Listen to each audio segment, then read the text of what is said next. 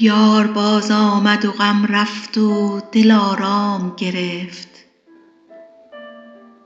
بخت خندید و لبم از لب او کام گرفت. آن سیه پوش چو از پرده شب رخ بنمود، جان من روشنی از تیرگی شام گرفت.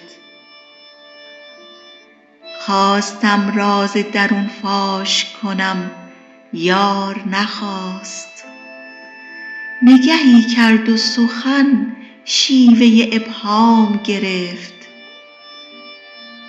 گفت دور از لب و کامم لب و کام تو چه کرد؟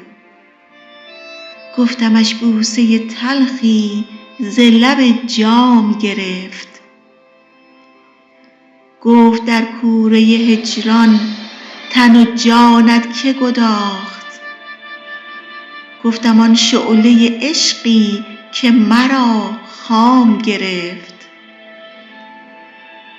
گفت در محنت ایام دلت گشت صبور؟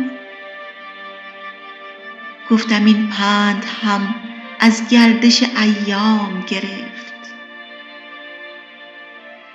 گفتم این پند هم از گردش ایام گرفت. به قلم ردیع آذرخشی. آوا مینا